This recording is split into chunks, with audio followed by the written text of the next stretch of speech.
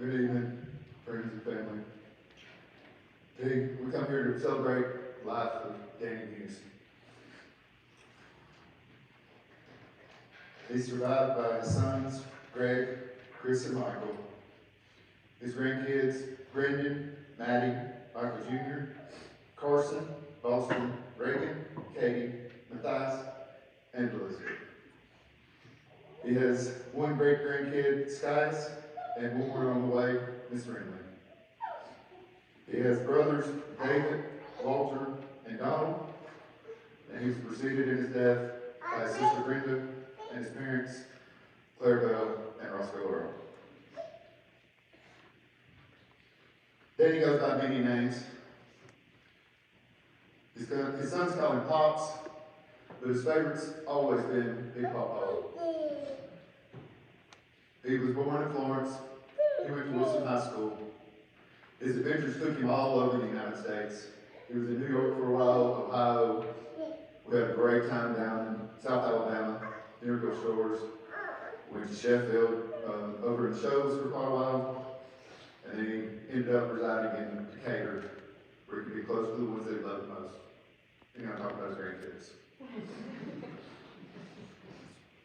Dad was definitely a master of his trade, and that don't matter what he was doing. He had the ability to take a piece of wood and turn it into art, something that was functional and that you could just use.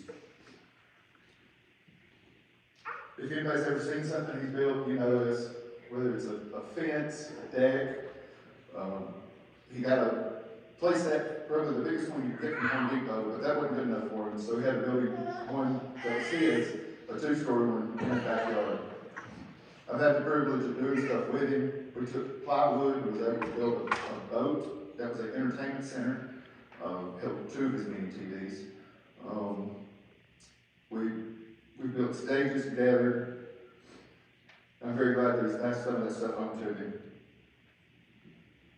One of the things that set that apart was the wisdom that he shared with everyone. When you did something right, he was definitely glad to congratulate you, but he'd let you know when you'd done it wrong too. He instilled in us the importance of punctuality, a lesson that we learned, watching his commitment to being on time, if not early. He showed us the power of style, not just by what you wear, but the way that you carry yourself. He was never afraid to learn something new.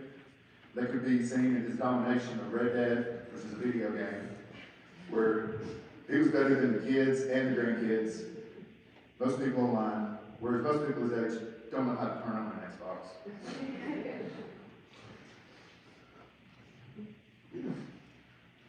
Holidays was always a special time for Dad. He'd take time to decorate his house. He'd always make sure the office looked good, from the front door to the back. One of his favorites was Halloween. He spent countless hours building a haunted house for the kids, just so he could see their faces. Whether it was pleasure or scared to death, it didn't matter.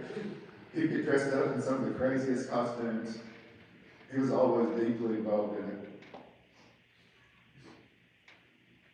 How many of you remember being at his house, being able to watch football games, especially the Iron Bowl, on one of his 10 TVs that he had set up around the living room? Remember the holidays when you'd walk in with the aroma of food? And nobody could forget about his potato candy. When it comes to his grandkids, his dedication was unremarkable. Or remarkable.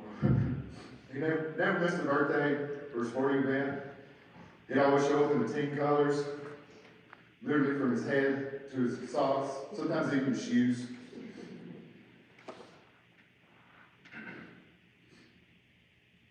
I'd get a call most of the time 2 or 3 weeks before Boston would start football back, asking if he could change teams or went to a new school.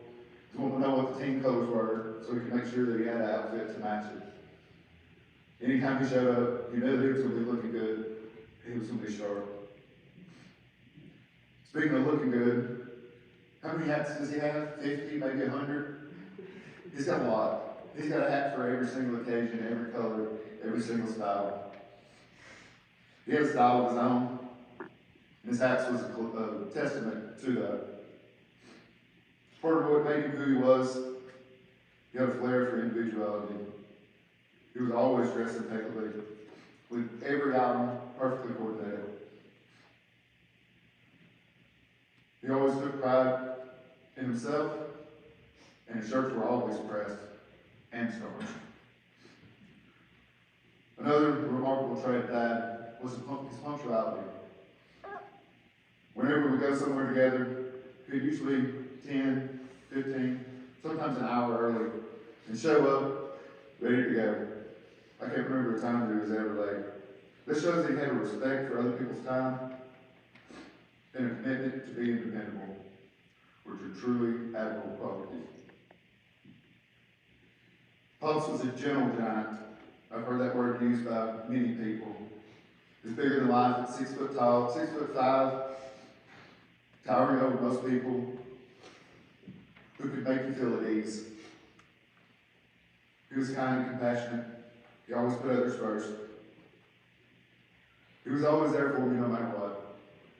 When I had my accident, he would always be there. He would never intrude, but I knew he was just a phone call away. He taught us to work hard, love hard, and enjoy life. He would always make you feel safe and loved. He was our biggest supporter, and I know we could always count on him.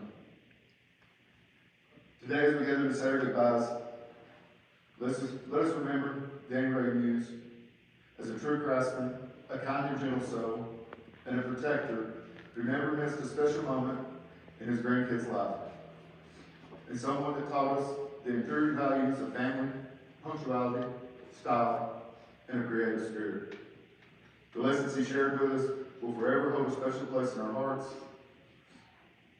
I have the ability to talk with Dad, which I know he's prayed for us his whole life, but I have the ability to be able to talk to him his last few weeks.